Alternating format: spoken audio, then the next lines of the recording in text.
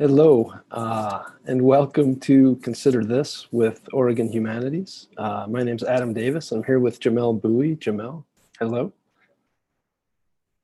Great to see you. This is a Consider This program that's deliberately set 1 week before Election Day. And we're talking about elections. And we're talking about civic and electoral politics. We're going to spend about an hour in conversation with Jamelle, and then part two of the program will be call-in, small group, breakout group discussions to follow up on what Jamelle gets us thinking about, led by my colleague Roselle Medina at Oregon Humanities. Before jumping in with Jamelle, I want to say a quick thanks to a number of places: the National Endowment for the Humanities, the Oregon Cultural Trust, Northwest Natural, Tonkin Torp, Stoll Reeves, and the Kinsman Foundation. I want to just say a huge thanks for making this and many other programs possible. And then the Andrew W. Mellon Foundation for Why It Matters Civic and Electoral Participation Initiative, with partnership from the Federation of State Humanities Councils. And then I want to thank the Oregon League of Women Voters for co-sponsoring this event. Jamelle, if we were in person in Portland, I would ask the audience a couple questions, which I'd ask them to answer with applause, just to give you a sense of the room. Like I'd say, hey, if you voted already, could you make some noise? And maybe, I suspect in Oregon, especially with mail-in, there'd be a lot of noise. And maybe then I'd ask, can you remember the first time you voted? And then maybe I'd ask as a third last question, can you make some noise if you feel like your vote is meaningful in some way that you understand meaningful to be? And I just want to let you know that stuff we just have to guess at. Yeah. And I guess to start off our conversation, I want to ask you, as we've been building this conversation, we've been saying a week before Election Day. And the more I've been thinking about it, I've been thinking Election Day in quotes instead of Election Day. And I want to ask you, to what extent do you think Election Day correctly characterizes what's going on a week from today? It's funny. First of all, thank you for having me. And I think everyone watching, thank you for tuning in. You among the questions you would ask an audience is like, when did they first vote? When did they first remember voting? The first time I remember voting was in 2005. And I voted in the Virginia gubernatorial race. I wasn't old enough to vote in the presidential election in 2004, but 2005 was the first year I could vote, and I voted for governor in that race and for state legislature and everything. And that was an election day. There was, unless you had a valid reason for absentee voting, you went to a polling place on, whatever day that was in November, whatever Tuesday that was, and you cast a ballot. We don't have that anymore.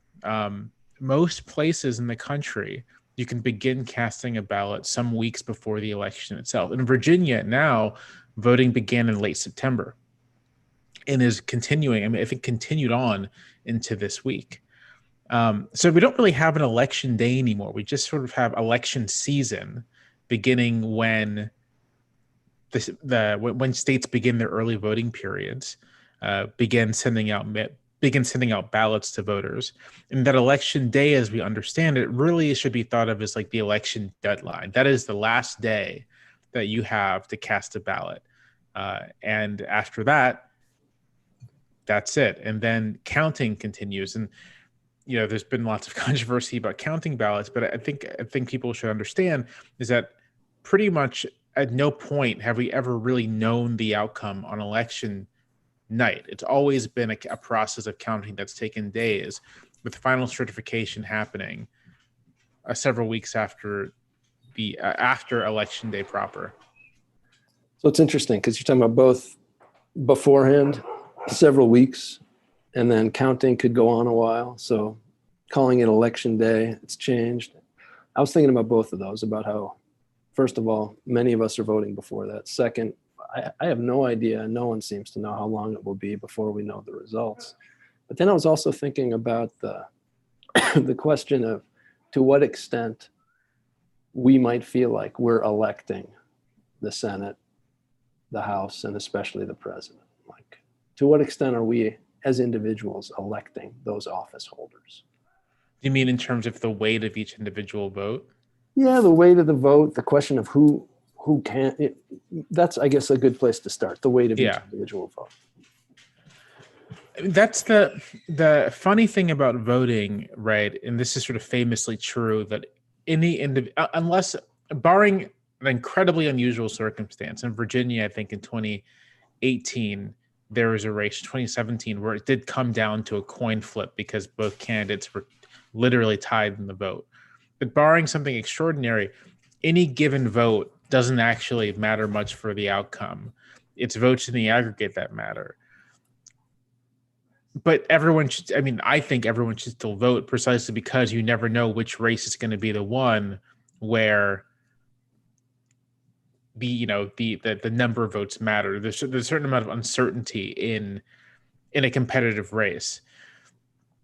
Having said that, I think the reason, so people obviously vote because they want to see a certain outcome, but I think the reason people are motivated to do so, to the extent that they are, is less because they think their individual vote is going to be decisive, and more because voting, casting a ballot, is sort of a part of a set of things you do as a community.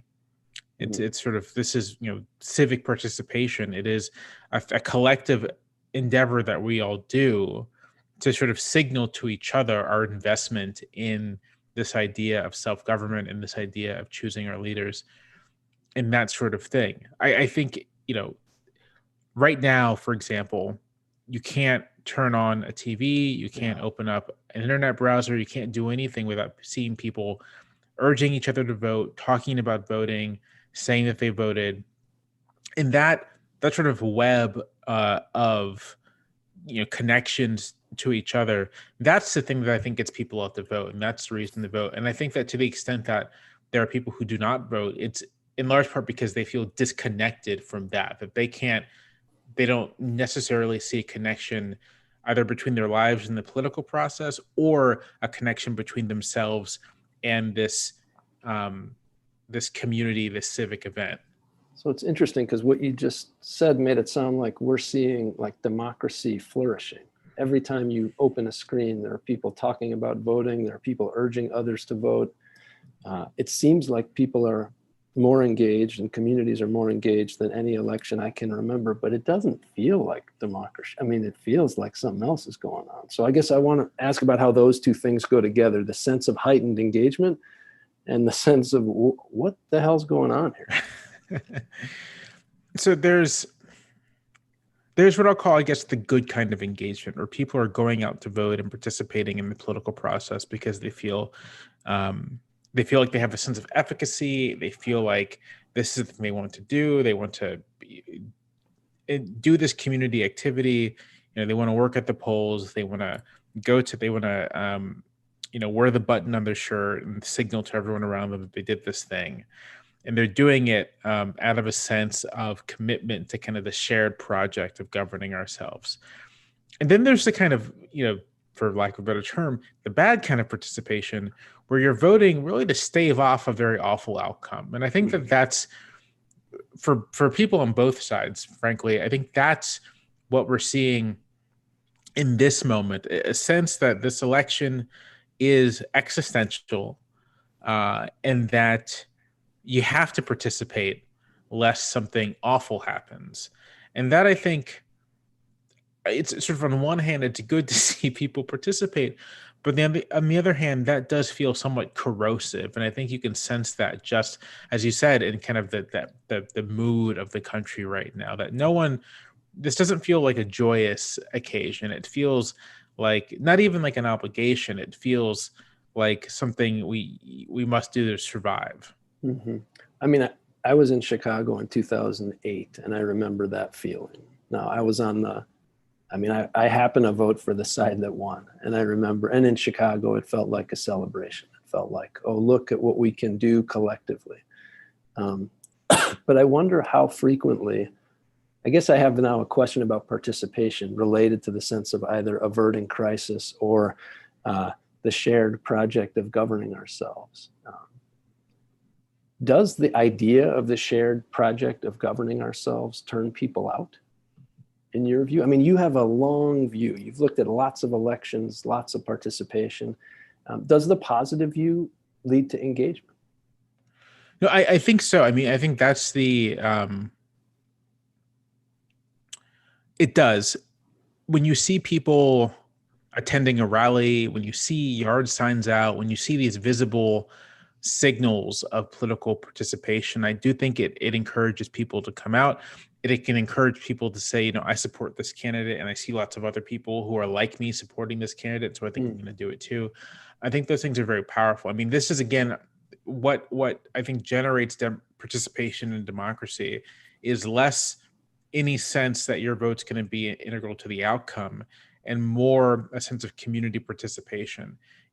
To go back to old elections, right? Prior, in the first half of the 19th century, we didn't have the secret ballot, right? You didn't go into a booth and cast a ballot. Your neighbors not knowing who you got voted for.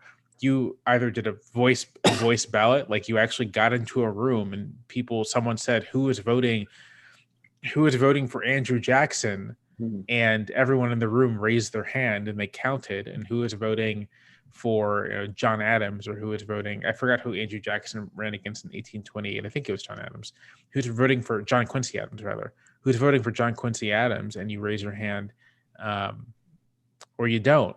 And it was a very public thing. And voting was attended by barbecues and cookouts and parades and festivities. And that's why people, that's why people who could go out to vote, that's why they voted, because it was this activity they were doing with their entire community. And some of that, I think, still very much persists today in our political culture. That is why we go out and vote. When you hear someone say, remember all the people who fought for your right to vote, that's what that's evoking, a sense of community obligation, not so much a sense that you're going to be an important part of the outcome necessarily. It's interesting thinking about all the reasons to vote that have nothing to do with the outcome, or almost nothing to do with the outcome.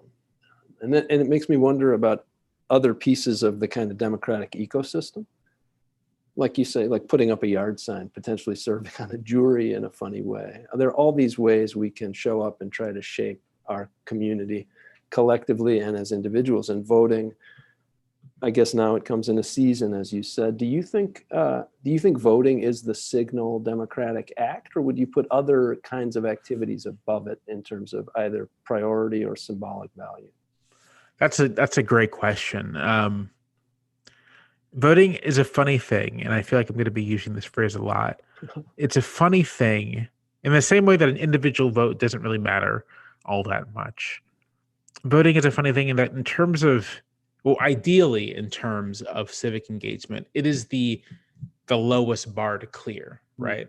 Ideally, and I say ideally because there are people right now who have to wait 3, 4, 5, 6, 7 hours to vote, who aren't certain that their vote's going to count. And so right now, in this moment, in this country, for many Americans, voting does constitute a massive investment of time, or lost wages, or effort. I think, as a parenthetical, we should consider that basically a poll tax on people that we should seek to eliminate. But ideally, it is the lowest effort activity in living in a democracy, that you get a ballot in the mail, or you show up on a weekend and you cast a ballot and you're done. And that the more meaningful stuff is, it consists of organizing with your neighbors, attending community meetings, attending city council meetings, running for office, organizing protests, sort of the stuff that involves you directly connecting with people and working together in a very immediate way to try to get to a political outcome. It is in the context of an election, like a presidential election, it is canvassing with your neighbors. It is, I just saw today, no, not today, but a couple of days ago, I was on a bike ride around town, and I saw like a little caravan of Biden-Harris supporters in their cars, everyone with their cars decorated with paraphernalia and honking their horns. Like, that's the kind of stuff that I think is, it requires much more investment, serving on community panels, that kind of thing. That is kind of the harder work of democracy, with voting as, it's the thing that you do because it's it's a simple responsibility like paying your taxes. Not the most pleasant association, but I hear how they're similar. Right, yeah, It's sort of the thing you do to make it happen. You talked a little bit about barriers to voting, and I feel like there's so many signs of barriers to voting, some of which seem built into the system and some of which seem quite deliberate. And the two sides are even fighting about, in all sorts of places, in all sorts of ways, about whose votes should count and why. And I guess I'm wondering how that squares with the sense that it's kind of the lowest barrier form of democratic activity. Like when you look around, what's going on with restrictions on voting, barriers to voting, does that decrease your sense that we're engaged in some sort of democratic project? When I see that, that makes me think that there are people who, it's like we're engaged in a democratic project, but there are people who want to restrict the scope of who that includes. And that's always been, it's never been a given in this country that who counts and who can count is universal. That's sort of, if there's a central line of contestation throughout American history, it is this question of not just who can vote, but who really counts as a political being, as someone who matters, who can, work their will through politics on the society, and who is merely subject to it. And so when I see the restrictions on voting, I think that's a manifestation of that basic conflict. And again, getting to this idea that voting is this almost paradoxical act, in that individual vote doesn't matter that much. Votes collectively matter. Voting we do because of what it signals and what it says about your membership in the community. The attempt to restrict voters, to raise these barriers, is both a recognition of how voting collectively can be quite powerful, and how, if you're seeking to maintain a hold on power, measures to restrict participation amongst people who you don't think are going to vote for you can be very effective. And also, it is a way of signaling who you think belongs, and sending a signal to those people that you don't think they belong, right? Like, one of the things that I think is underappreciated about the Jim Crow South, which is sort of like the paradigmatic example of voter restriction in this country, is that you had the direct regulations to keep African Americans and low income whites as well from voting. You had the grandfather clauses and the poll taxes and the literacy test, but they weren't uniformly effective. The South is a big place. The United States is a big place. Even in, say, 1910, you're talking about millions and millions of people. And in some parts of the South, they're still majority Black, 60, 70, 80% Black. And election offices may not necessarily be the case. It may not be the case that you are sort of barred from voting, or at least like the barriers are a little lower in some places versus others. But what Jim Crow voting restrictions did is, in addition to directly barring people from the franchise, they were a powerful signal to everyone else that this is who we think should be participating and this is who we think should not. And if you're in the former group, don't even bother trying. It's not going to matter. And that was I wouldn't say just as powerful, but a very powerful effect of those kinds of restrictions. And I think just as well, if we're thinking about non-voters, we're thinking about the reason why people don't participate, we should think very hard about the kinds of signals our structures and institutions are sending to people when it comes to not just whether their vote counts, but whether they count. Right. That's a powerful way to put it. I have two kids, and I was talking to my 15-year-old son yesterday. Just at what age do you think it makes sense for people to start being able to vote? And he paused for a minute and said 16, and he's 15. And I was trying to kind of push him, why not 14? And he started sort of articulating a theory of why it makes sense for 16-year-olds and not 15-year-olds. But it was related to knowledge.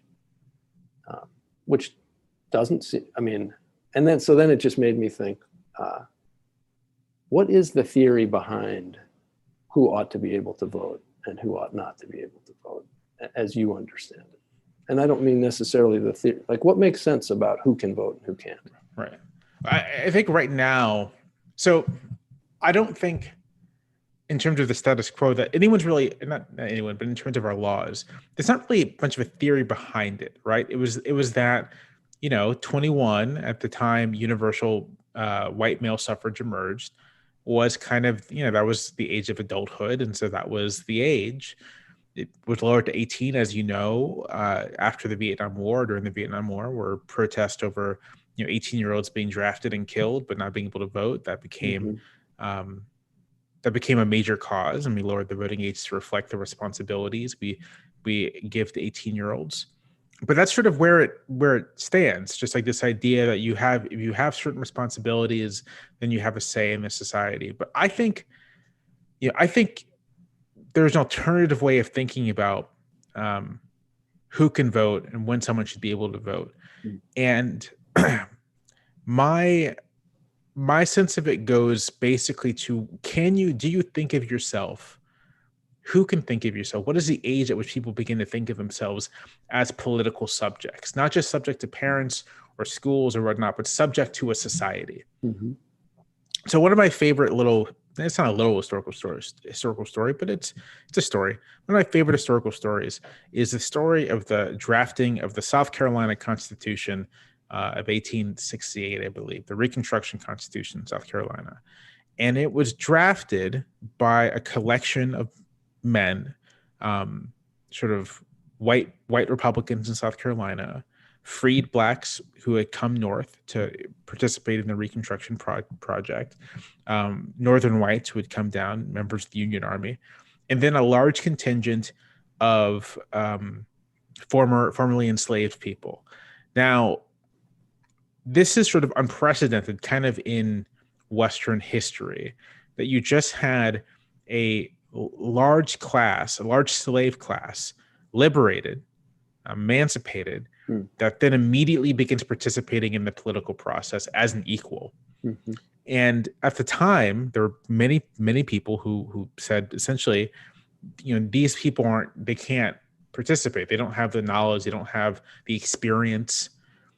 But as it turns out, they did. All the knowledge and all the experience they needed was knowledge of themselves as political subjects, as people who society weighed on, and for whom they could make an impact on society as well.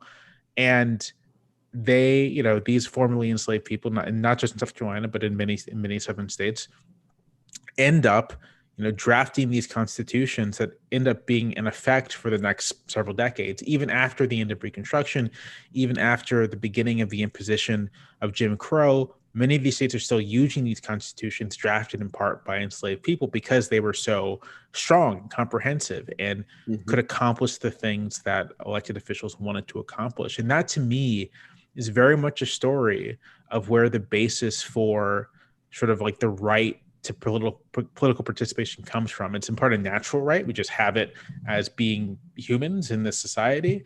But it also, I think, in terms of, making it operational, when can someone vote? It is about a certain amount of self-knowledge. And what I like about that standard is that other standards end up inadvertently excluding people, right? So if you say something like, oh, you have to know a certain amount about the society, you have to have some like level of knowledge about the government and everything before you can vote. Well, there are plenty of people who vote every year, regular voters who don't really know much of anything. You have to have certain cognitive capacity. You have to have brain development. Well, are we going to bar 85-year-olds from voting? Right? Are we going to bar the elderly from voting because they may have diminished cognitive capacity? Of course not. You have to contribute to society. Well, a 14-year-old who holds down a job pays taxes, may not pay property taxes, but certainly pays. I had a job when I was 15. I paid Social Security taxes and I paid Medicare taxes. So when you start to like kind of go down the list of other qualifications, you start coming to these weird edge cases where it's like, well, if we're going to exclude people younger than 18 on this basis, then we why don't we exclude people older than 18 on the same basis? Mm-hmm. And ultimately, I think the thing that matters is, again, this idea of, do you think of yourself as a political subject? And for me, I mean, if I'm going to, throw it out an age, let's say 13 or 14 or whatever, but really, I kind of think there shouldn't be a voting age. And to think of oneself as a political subject means I got to follow these rules? Or what? It means being able to connect your ordinary life to kind of like the thing we call politics, when I was a weird little kid. When I was 9 years old, I read the opinion section. Like, I knew what an income tax was, right? Like, I sort of was beginning to develop these ideas about, what my relationship was to the government. I had a sense of what that was. I don't know, maybe a 9-year-old or a 10-year-old who has that kind of knowledge, who sort of can articulate a sense of what they believe their relationship to the government should be, maybe they should be allowed to vote. And if you say, well, their views aren't determinative or aren't firm enough in stone. I don't know. We just had an election 4 years ago that turned on people who voted for Barack Obama one year and Donald Trump the next year. Right. So yeah, no, it's a different kind of knowledge you're talking about, though. It's a knowledge of the kind of system in which we find ourselves and how we're affected by it. Right. It's like a kind of self-awareness. Exactly. It's a kind of self-awareness that tends to develop with age, but doesn't necessarily develop with age, and can be found people quite young and can be missing from people who've lived their entire lives. The other part of this, the other practical reason I think for wanting younger people to vote is voting is a habit. And if you get people in the habit of doing it when they're 13, 14, 15, they're going to keep doing it. The thing about a voting age at 18 is that that's the exact age when your entire life is in flux. You're moving away from home. If you're not, then you're starting a job, you're moving to an apartment. I mean, there's so much happening. Yeah. And then we're also saying, then you also need to participate in this thing that turns on you having a certain amount of stability in your life. Right. And the two things are at odds. So if we actually want people to participate while they're young, we have to get them while their lives are more stable. Interesting. And in a way, while they might even be more formative, it's not like there's a combination of stability and formative moment. Another thing that my kid pointed out, the 15-year-old said, well, maybe if we're thinking about age, young voters, young people are going to be affected by the decisions that voters make for a much longer time than older voters would affect them, just because we're going to be around. And again, it's kind of like your idea of what we're subject to. Right. Of course, it's hard to imagine a test for awareness of one's, maybe voting is the test. I mean, or maybe there's no test. Maybe that's the default assumption that has to undergird democracy. Right. There's no test. You just, and that, I mean, the case for an age is just, it makes it straightforward. We, it would mean if we were to lower it to 14 so that your son or did you say your son? This was my son, my daughter. That would be a whole other story. We probably won't go there, but we'll see. Yeah. Your son would be able to vote in that case. But you say, as a society, we think that a 14-year-old, which when you think a little practically, most places a 14-year-old can hold a job, right? They can begin to contribute. Think of it when you're 14, you probably have a sense of the kind of society that you want to live in. And so we're going to let you. Oh, for sure. We're going to let you vote. You're talking about yourself at 9, reading the opinion page. And do you remember how you felt? Like, did you feel, again, I'm watching my kids and I'm seeing feelings of anger and indignation and a sense of injustice. And I know how formative that's been for me. Do you remember what you were feeling when you were 9 or 14? Not so much when I was 9 or 10, when it was just sort of like, it's the morning at the breakfast table and we have, this is the 90s. And so people still got newspapers. Yeah. And we, I would read the newspaper and I find it very interesting. And I like to read a lot. And so it's just another thing to read. But I remember I was 14 on 9/11, and I was 15 when the Iraq War, or not the Iraq War hadn't yet quite got started, but it was beginning to gear up. Mm-hmm. And I was 15 when it started, and I remember being furious. I remember just being so angry about what was happening, Mhm. watching the news, reading about it, going to my local library and like reading about American foreign policy, and being so angry about what was happening, and being even angry that there was like nothing there was no way I'd be able to like cast about or do anything. I mean, I could yell about it to my parents. I could talk about it at school and Yeah. people would be like, who cares? Although that wasn't even the case. I grew up in a pretty conservative place, and it was pretty, even among students, like kind of pro-war. So I could complain about it with my classmates and maybe get some sympathy, probably not. But there was sort of like no real way for me to register to the world that I think this is a bad thing, and I think the people responsible should suffer some consequences. So that combination of sort of anger, like it should be otherwise, in the sense that you might have been powerlessness to make it otherwise, powerless to make it otherwise. Right. That's a pretty interesting feeling, and I don't think it's a unique. I think so many people feel that now, and it seems almost built into democratic engagement. It should be otherwise, and I can't make it so, damn it. Right. What to do if that feels to me like one of the animating feelings behind democratic engagement. And like take just last night and the sense for what I think is a majority of the country that the Supreme Court is not representative of majority of voters' views, let's say. So what to do with that feeling like, well, we say we're a democracy. We say this is driven by a majority of views. And look, we don't have the power to shape our most powerful institutions. So, and this, as I say this, I know for a fact that there'll be people, including people I know and are close to me, who are going to say this is somewhat a little naive. You may be overstating things, but this is sort of what I think, and that is that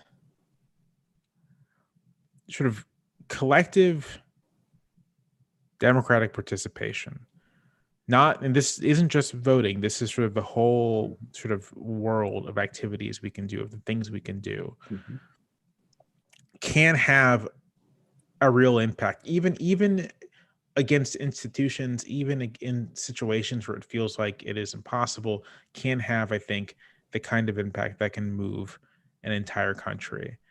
And for sort of the feeling of frustration and feeling of anger people have when they're faced with things like what happened last night, with with the entire, for some people, myself included, much of the Trump presidency, you may not have been able to stop it, but you do have the power collectively to make the people responsible face some accountability, have to face some consequence for an action. And you also have the power, right, to, if you manage to do that, change the system itself to make it more democratic, to make it the kind of system where you can't act in ways so contrary to what sort of the public wants, to what the public seeks out of their government. I mean, part of the reason why I both hold this to be true, but also sort of want it to be true, is that the alternative is like actually quite depressing, right? That you're simply, at the will of forces for which you'll never have any control. I don't think that's true as a matter of kind of American history, and it also just doesn't feel true to me. And the sense which it does not feel true is sort of the animating thing to me. It's sort of it's almost regardless of what objective reality suggests, that it doesn't feel true, and that it feels like I have a say, and that it feels like collectively we can do stuff, we can act to push our government and push our society in a more just direction. That's the important thing, because I think once you lose that sense of efficacy, then it's sort of that's kind of the ball game. Then you have kind of relinquished things. Yeah. So you just said sense of efficacy. I also, while you were talking, I was thinking sense of agency. Right. And that's an achievement to build that. Although it sounds like maybe from a young age for you kind of had that. You kind of couldn't imagine it otherwise. I do think I certainly know many people who don't have that. And sometimes I think they have good reasons not to feel that way. Can I ask, like, what you think is required to build a sense of democratic agency specifically? That's such a good, that's a good question, and I've been thinking about this a lot. There's a piece in the New York Times about non-voters, and sort of it was a great piece of interviewing non-voters, asking them why they didn't feel like, why they didn't vote, why they didn't feel connected to the political system. And as I was reading it, I kind of came to this realization that the, it, there are concrete things you can do, right, to engage people. You can lower the barrier to participation. You can govern in such a way to make it intimately clear to people that the government touches their lives. But some of it is something sort of like deeper than that, sort of like it really is a sense of agency over one's life that I don't know how you cultivate it. I don't know how it was cultivated in me, right? Like, I don't know where it comes from. Just a sense I've had since I was a kid, that maybe it's just a result of millions of little things that happen over the course of your formative years. I know I grew up in a household where my parents voted every election. They talked about politics. They watched the news. I grew up going to church every Sunday, at a church where, like, political stuff, it wasn't like partisan, but like people talked about political stuff. Sure. I'm obviously African American. That is its own sort of like cultural tradition of civic engagement and community engagement, and thinking of oneself not just in terms of yourself, but in terms of your relationship to your community. Yeah. And so all these things probably all together, combine to create someone who's like, oh yeah, I'm going to vote, and I'm going to feel an obligation to vote, and I'm going to feel like I can, make an impact on, the political life and the discourse. I mean, I sort of chose it as my career. Yeah. You said cultivated twice, and then you talked about specific culture that went with your race, and also you're going to church. And it's interesting thinking cultivate culture, and thinking about the relationship between culture and politics, or political culture. And I guess when you look around, because you do some writing both about things that are clearly political and might be of interest, especially to political junkies, let's say, but you also do some writing, like you just wrote a piece about The Wicker Man, 1973, kind of crazy horror movie. Seems more like culture than politics, although there might be some political themes. I guess I wonder, when you look around at the political culture of the United States right now, make you hopeful? What do you see there? There are things that do make me very hopeful. This has been commented upon by a lot of people, but the extent to which teenagers and very young adults are very engaged in politics in very sophisticated ways is encouraging. Using social media, using whatever to kind of not just talk about things in partisan terms, but really kind of think about the world in which they live in deeper ways. The protests over the past year, they featured hundreds of thousands, millions of young people engaged in a way that the country hasn't seen in a very long time, and that to me is a reason to be very hopeful.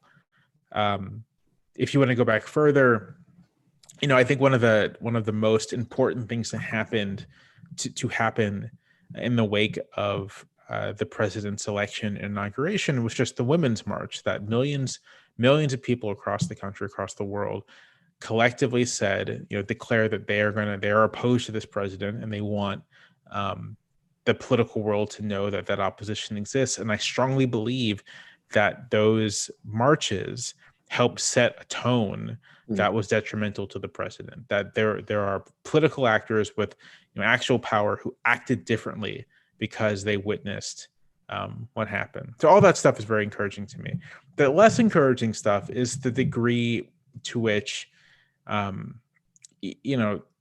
conspiracism and all of its offshoots have, I think, gotten not just grown in terms of like the loudness or the reach of their message, but have kind of spread throughout the political culture. That something like QAnon to me is just a very worrisome thing. Even if I can kind of dispassionately look at it as sort of one in a very long line of conspiratorial movements in American politics that really go back to the very beginning of the country, it's still very disturbing to think that millions of your fellow citizens, have absorbed,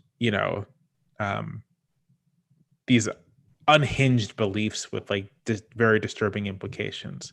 And so, how the political culture manages that also is, it makes me worry. I'm not sure I have a good answer for what happens, and it's worrisome to me.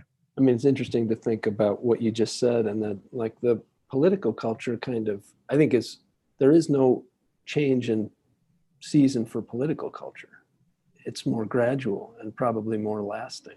Right. And so we have these elections that mark 2 years, 4 years, and then there's some sort of change in office holders. We're again 1 week from an election here. And one thing I don't want to do is ask you to make any predictions. I feel like I have come to distrust every kind of prediction about anything, and I don't want to ask you about that. I do want to ask about actually going the other way, not looking forward, but looking back. Given stuff you've written about 1800 and 1820, 1865, I keep going. Like, do you feel like, oh, this is recognizable, this moment we're in a way that either gives you comfort or the opposite? So the moment is recognizable. I think that's absolutely the case. Americans have lived through their fair share of political crises. Some of them resolved themselves in ways that were, satisfactory, were not harmful to the entire country. Others not so much. But we've lived through political crises. We've lived through legitimacy crises, or rather crises of legitimacy. We've lived through crises of transition.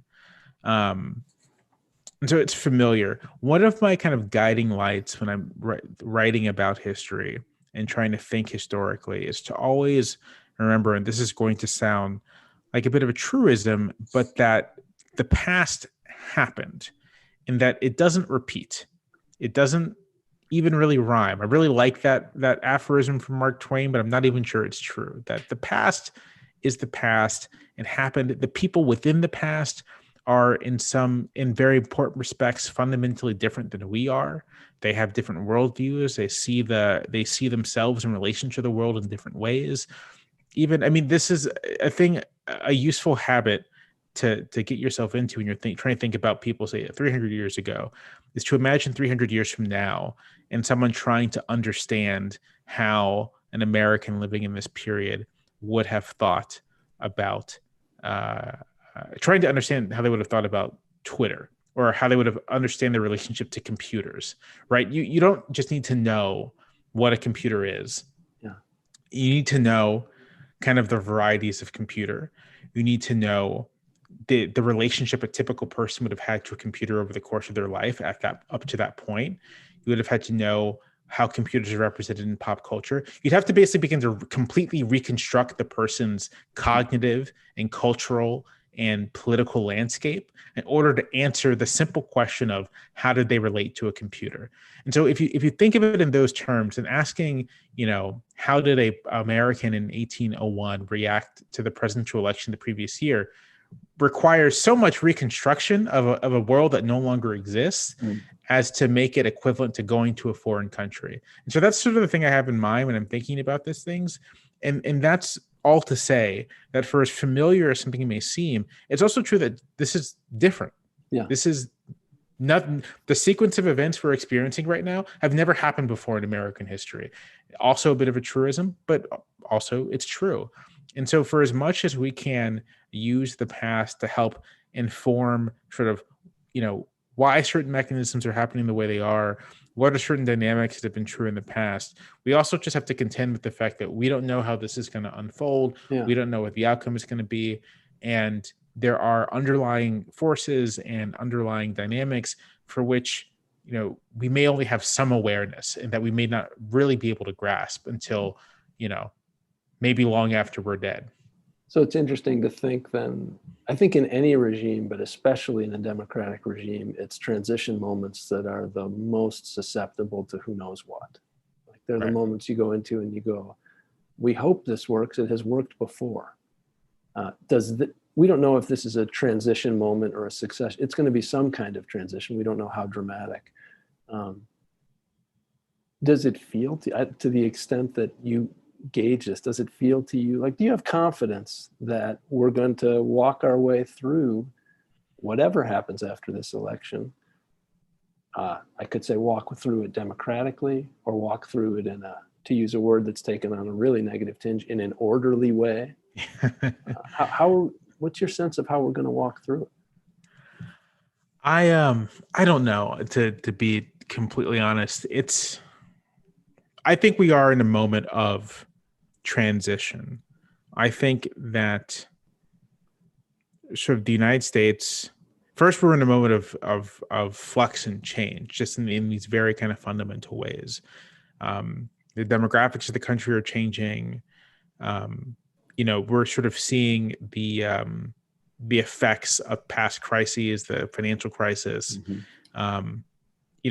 In historical terms, the Cold War only ended not that long ago. Mm-hmm. And we're seeing kind of the fallout from that play its way out in the entire world.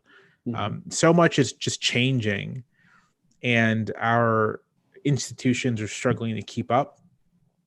And there's also, there are also people who believe that institutions be changed in one way or another. So I think we are just in this period of transition. And I don't know how it looks at the end of it. That's the thing that I don't think can be answered, because it is a world of a lot of possibility, and we can go in so many different directions from here. This could be, if you are someone who, as I do, sees Donald Trump as having these strong autocratic impulses, who is kind of just hostile to democracy as an idea, this could be a moment, depending on how things play out, where we see kind of the democratic backsliding that's characterized some of the United States over the past few decades really kick into full gear. This could be the dark before the dawn, right? This could be kind of the turbulent point before some sort of democratic renewal. I recently read a couple histories of the New Deal and of the Depression, and it's just worth thinking about how, right, like if you in the beginning of the decade, it looked like the United States was maybe a failed experiment. Mm-hmm. That if you were, an adult person living in the United States in 1930, unemployment was inching towards 30%. The government was completely unresponsive. There was, unrest. There was, mass homelessness, starvation. I mean, it looked like this was kind of the ball game. Mm-hmm. So let's say you're 18 in 1930, and then 20 years later, when you're 38, America's at the top of the world. So it's just that we can't know. Right. I think that's what's responsible for a lot of the anxiety people, I think, sense. It's just like it's clear something is going to happen that is significant for our lives. We just don't know how it's going to play out. It's interesting too, thinking about that, like everything about that 18-year-old's experience 20 years later, or maybe not everything, but a lot of it's going to have to do with who exactly that 18-year-old is and where she or he finds her himself. It's also interesting to think, like, if we're thinking about what our democracy might be, do we have to look back for it? At best, are we looking for a sense of renewal, or is there some promise we haven't seen that we could be? And there I want to ask sort of a comparative question. Do you look around away from our country and go, oh, this is what I kind of hope we could be, or is it we're too unique and strange a place that there's no comparable? That's a really good question. I find myself, I don't often look abroad for, I mean, there are things for which I find it useful to look abroad. Like, I love public transit and transportation systems, and there are many countries that have much better ones than we do. And I kind of think we should just copy their approach as much as we can. There are ways of organizing, a democracy. I think I've been thinking a lot about what would it take to move the U.S. to a multi-party system, and there are lots of multi-party systems in the world. And so, which ones seem like they might fit American political culture? Which ones could we modify? Let's think about that. But I do, in my little own like parochial way, I do think there's an extent to which there aren't that many comparisons to make. This is just like a weird, unique country. In that when thinking about what we want our future to look like, I'm not sure there's a ton in terms of our political culture and our political institutions we can draw from the rest of the world. I don't think, though, that we're looking for some, lost golden age. I don't think that golden age really ever existed. I think the best way I can put this, and I don't think I've ever quite articulated this, so excuse me if it's not as coherent as I'd like it to be. Sure. But throughout the country's history, there are like these moments of, you could call them democratic promise, sort of like what the country could be becomes visible or manifest in small ways, in ways that probably could never in that moment become broader or more sustained, but would represent a future that we aspire to in miniature. And so, for example, the anecdote about the South Carolina Constitution I mentioned might be one of those. The kind of tentative biracial alliances of the populist movement in the 1880s and 1890s might be one of those. The industrial unionism of the early 1930s might be one of those. The civil rights movement might be one of those, right? Sort of these moments where we can see Americans take seriously their democratic aspirations, take seriously the idea that the country requires, radical change for there to be a measure of fairness and equality and genuine liberty, and try to go at it. And even if they don't succeed, it still stands as an example for what could be. And I think that's our aspiration for the future. I don't know what the world looks like, but we have these moments where people have been bold enough and daring enough and audacious enough to really dream and go for it. And we should look to their example, not exactly what they did, but that spirit. You could even, this is where I do sound like a little traditional. I think you can say the same about the founders of the country itself, that there is something genuinely remarkable about the fact that a bunch of people got together and said, we think we can create a whole new kind of society. Yeah. And even though they failed in very important ways, the audacity of it is something to aspire to. There's so much in what you prefaced by saying is an unworked out comment, but it feels to me like it's full of lots of things. And one thing it made me think of while you were talking was, of course, can't talk about democracy in America without at some point going, oh wait, Tocqueville. And I'm afraid to say I'm going to invoke Tocqueville briefly. The sense that when you said a kind of weird, unique country that we are, and I feel like for him, it felt like maybe weird and unique, but also like, this is where democracy is headed. And if it doesn't work here, good luck anywhere. On the other hand, if it turns out that it's going to work, like if it plays out the way Whitman sees maybe it playing out, like, I guess, so it feels to me like more like just an experiment. I wonder if you have that feeling like, well, we've got all these conditions, and if it doesn't go here, it means more than just here. It means democracy itself is in trouble. Do you have that kind of feeling around it or no? Yeah, as someone who read a lot of Thoreau and Whitman and such in college, and studied the Civil War a lot, and this was sort of one of the threads of the Civil War. I think Americans think of it in these terms, but internationally, it very much was understood as being this kind of test of whether democracy, American style, can work. Yeah. As an aside, one of my favorite bits of writing about the Civil War, contemporaneous to the war, are the dispatches that Karl Marx did for the newspaper he was writing for. He was a correspondent, and so he wrote about the Civil War, and there's a lot of just like punditry from Karl Marx about the Civil War, and it's super fascinating to see that kind of outsider perspective on it. But I think there are many democracies in the world. There are many multicultural democracies that, with lots of diversity within them. India, for example. Yeah. I do think there's something to the fact that we are kind of the first country of our size to kind of, even if only aspirationally, present ourselves as this sort of like, as this multicultural, multiracial, religiously diverse, egalitarian democracy. Mm-hmm. And it's not, the way I would maybe put it is, who knows if we'll ever succeed? It's an open question. But it's sort of, if we stop trying, that's going to be the thing. If we kind of give up on the aspiration, then that's the signal that, maybe this can't really work out too much. Yeah. It's actually remarkably encouraging to hear someone who has looked so closely at our political history, to hear the kind of encouragement to stay hopeful and to think that we got to at least keep trying.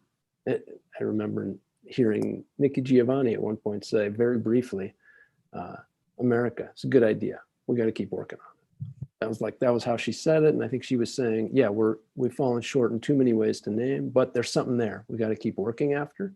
I kind of, as we move towards a close and move towards inviting audience members to talk with each other about what you're thinking, I guess I want to move to you also, you sometimes write about your cooking and recipes. And I guess I want to ask you a question about ingredients. Ingredients for healthy democracy on this particular soil. What are the most important ingredients, do you think? That is an excellent question.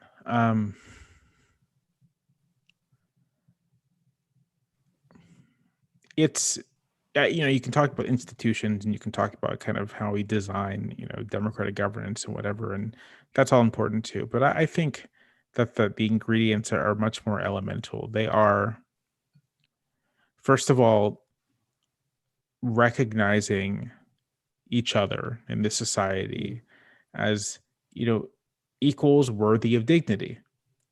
That is kind of the fatal flaw of American democracy in its original form, that the people who crafted it did not hold that belief. It is recognizing each other as equals with dignity,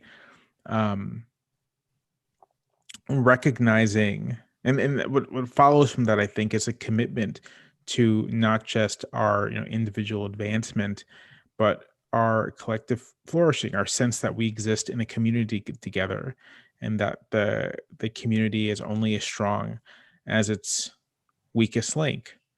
To my mind, kind of the great moments of like American democratic life have been when there is this sort of sense of solidarity. I mean, I'm beginning, as I say the word solidarity, I'm kind of just like coming to the slogan of the French Revolution: liberty, solidarity, equality, right? Like that's what it is. It is sort of recognizing our common yearning to be free, recognizing that we cannot be free without each other, recognizing that we cannot be free if we are profoundly unequal, and kind of trying to put that into place. Yeah. It's nice. It's nice in part, and it also raises questions, which is a beautiful way to move towards a close. I think that for me, it raises questions, especially because you're talking about sort of attitudes and beliefs. Recognizing how we see others, how we see ourselves, how we see our collective project. And that is so hard to know how we make that recognition get in there, stay in there. Just as, I guess, one last comment, A philosopher I've read a lot of in my life is John Dewey, philosopher of education, kind of philosopher of pragmatism, the American philosophical tradition. And he has in an essay whose name I cannot recall at the moment, he tries to kind of define what democracy means as a vis-a-vis, aristocracy. Mm. And he comes to this formulation, which I don't know the exact wording, and I'm not even going to bother because Dewey was not a particularly good writer, and so it was a little convoluted. But the formulation is something like, democracy is a recognition that within every single individual is basically the potential to be a fully realized human being, and that we should think of democracy not just as a system of government, but of a way of living for us to bring that potential to the fore. And that's kind of like my general thinking about all of this, that democracy is a system of government, it's a way of governing ourselves, but it's also just like a way of existing in the world. And it's a way of relating to each other, based around common equality, based around our common potential. His 80th birthday speech, "Democracy as a Way of Life," is one place that he talks about what you're talking about. And he says it comes to like the greatest guarantee of democracy, he says, is people talking to each other on street corners. Yep. Maybe it's the same essay we're thinking of. I don't know. But great to be coming to Dewey here at the end. And also just want to say, as we go into this week, I want to say a huge thank you to you, Jamelle, for the work you've been doing, which selfishly speaking has been great to read. I want to thank you for bringing everything you brought this evening to this conversation, and for thinking on your feet with me and with us here across the country. I didn't ask, but I was thinking of asking like how you're sleeping as we approach this election, but instead I'm just going to say, I hope you sleep well. Thank you. As we go into this, I look forward to reading and following what you're thinking about as we move into these next several weeks and months. I don't know if there's any last stuff you want to say as we. I don't have any last stuff. If you haven't voted, please vote. If you're gonna, go to the poll at this point, it's sort of go to the polls kind of thing. And I don't know, everyone keep themselves healthy and sane. I mean, that's sort of the important thing. That sounds good. I want to invite people that have been watching this to participate in the breakout group conversations that are going to follow directly on what Jamelle and I were just talking about. And it's TFA forums /4821610, but it should also be showing up for you on your screen. And I hope you'll join future Oregon Humanities programs. We're running conversations every Tuesday, or almost every Tuesday, not next Tuesday, but the Tuesday after. And looking forward to being in conversation with you all going forward. Jamelle, thanks again so much. And Thank you. Wishing everybody a good evening. It was my